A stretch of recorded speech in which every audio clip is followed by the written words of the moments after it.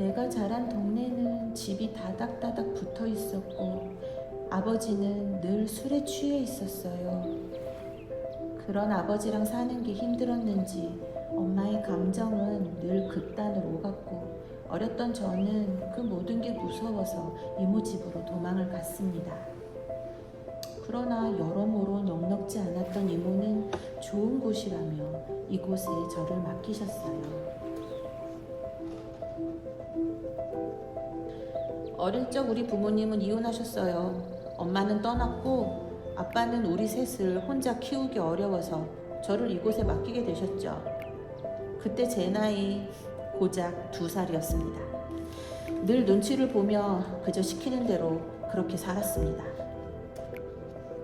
저희 집에는 정말 여러 가지 사정이 많았어요.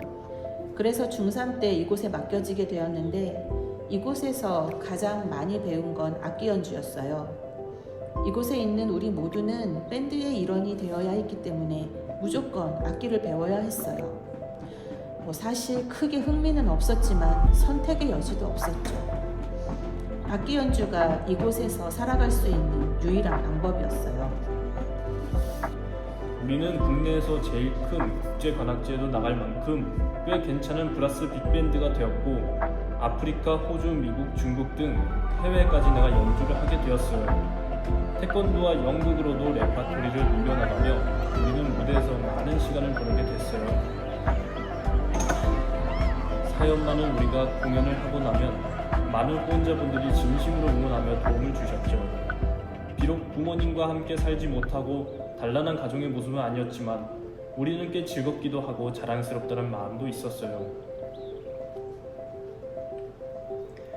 우리 푸른 초장 공동체는 기독교 공동체였어요. 그래서 우리의 대표님도 목사님이었고 후원자님들도 거의 크리스찬들이셨어요.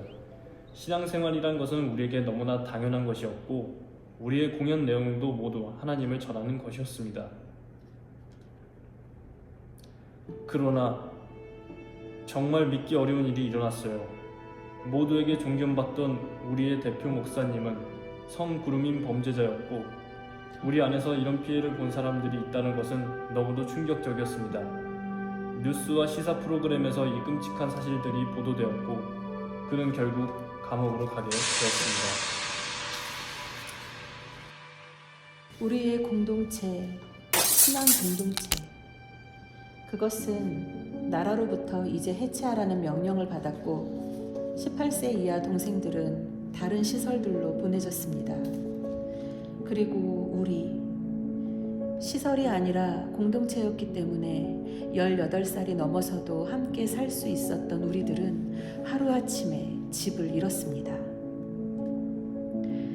집을 잃었다는 게 어떤 의미인지 아시나요? 당장 잘 곳도 먹을 곳도 씻을 곳도 없다는 뜻이고 모든 삶의 기반 자체가 사라진다는 것을 저희도 당하고 나서야 알게 되었습니다. 지금의 느디님 대표는 푸른 초장 공동체의 이 사건과 해체 소식을 들었을 때 마음이 무너졌습니다. 그녀는 오랜 시간 영국에서의 유학을 마치고 한국에 돌아왔을 때 푸른 초장 공동체에서 영어 교사로 1년 이상 그들과 함께 살며 아이들을 무척 사랑했었기 때문입니다. 푸른 초장 공동체의 해체 당시 그녀는 다른 직장을 다니며 동시에 신학 공부 중이었고 언젠가는 이들에게 돌아가리라 마음을 먹고 있었던 터 이 사건은 그녀에게 매우 충격적이었습니다. 사랑했던 아이들은 다른 복지시설로 여기저기 옮겨졌고 아주 어린 동생들은 행방조차 몰랐습니다. 그리고 18세가 넘어 어른이라고는 하나 스스로 살아가는 방법을 배운 적 없는 저 청년들. 그녀는 공동체를 지키지 못했다는 죄책감에 가슴이 아팠습니다. 그녀를 중심으로 이 사건에 대해 같은 마음을 가졌던 할렐루야 교회의 청년들. 이들은 가디언이 되어 흩어진 청년들을 돕기 시작했습니다.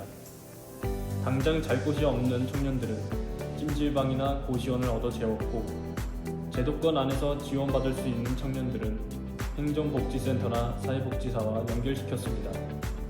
숙식이 제공되는 일자리, 지역교회와 연계 등 연락이 닿는 청년들은 모두 만나고 다니면서 긴급한 청년들의 상황을 닥치는 대로 도왔습니다. 그녀와 가디언들은 프로젝트 봄이라는 이름으로 흩어진 청년들을 도왔지만 막상 시작하고 보니 이 일은 한두 번 돕는다고 해서 금방 끝낼 수 있는 일이 아니었습니다.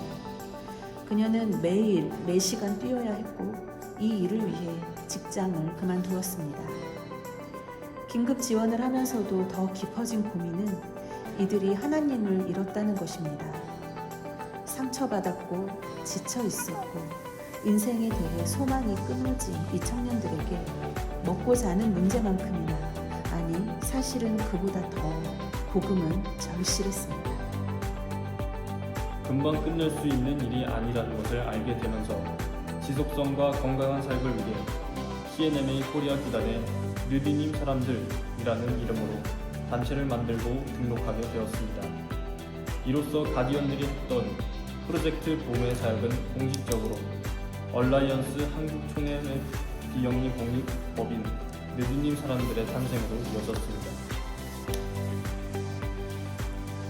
느디님 사람들은 후원자분들의 도움을 그 필요가 절실했던 청년들에게 전하며 청년들 한 명 한 명을 만났습니다. 청년들과 1대1로 만나는 시간이 많아지면서 이 시대의 청년들이 가진 문화적 고민과 가치관, 그리고 세계관이 가까이에서 보이기 시작했습니다. 청년들에게 가장 큰 두려움은 가난보다도 소속되지 못하는 고립감이었습니다. 청년들은 고립감과 이에 더해진 두려운 미래 때문에 불안한 관계망을 두드리며 살아가고 있었습니다. 관계가 절실한 청년들은 악한 자들에게 이용당하거나 사기를 당하기도 했습니다. 또 진학이나 취업 교육 안에 있는 청년들도 역시 현실의 무게와 정서적 불안이 있는 것은 마찬가지였습니다. 자립과 성장을 해야 하는 우리 청년들에게 필요한 것이 무엇인지 느디님 사람들은 분명히 알게 되었습니다.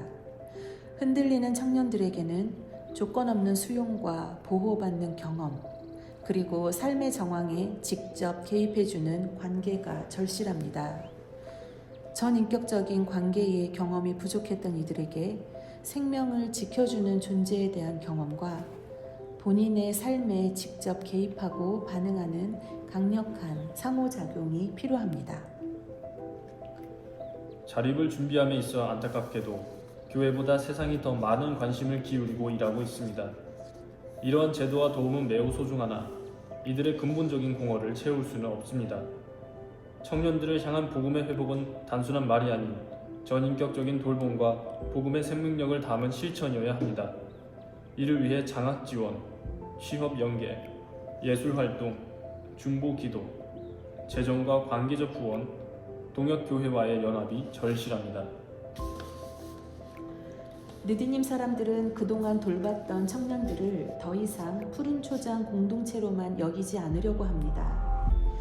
그들에게 그것은 또 다른 낙인이며 벗어버리고 싶은 아픔을 계속해서 짊어지라고 강요하는 것과 같기 때문입니다. 이들은 이미 사회로 내던져졌고 푸른 초장 공동체라는 파도를 넘어 그들에게 비춰지는 더 큰 세상을 향해 나아가야 하는 온 교회의 청년들인 것입니다. 이와 같은 관점에서 푸른 초장 공동체 출신이 아닌 다른 자립준비 청년들을 향해서도 교회와 느디님 사람들의 사역은 계속되어야 한다는 것을 우리는 하나님 안에서 발견하였습니다. 복음의 반석 위에서 우리는 이들에게 손을 내밀어야 합니다. 마른 뼈들이 살아나듯 이들을 일으켜 세울 수 있기를 바랍니다. 느디님 사람들은 이 시대에 상처받고 흔들리는 청년들과 함께하길 원합니다. 상처가 더 이상 그들을 무너뜨리지 않도록, 그리고 세상 가치가 아닌 진짜 가치로 청년들이 흔들림 없이 살아내며 하나님 안에서의 자립과 성장을 이룰 수 있도록 일할 것입니다. 이것이 느디님 사람들을 향한 하나님의 부르심입니다.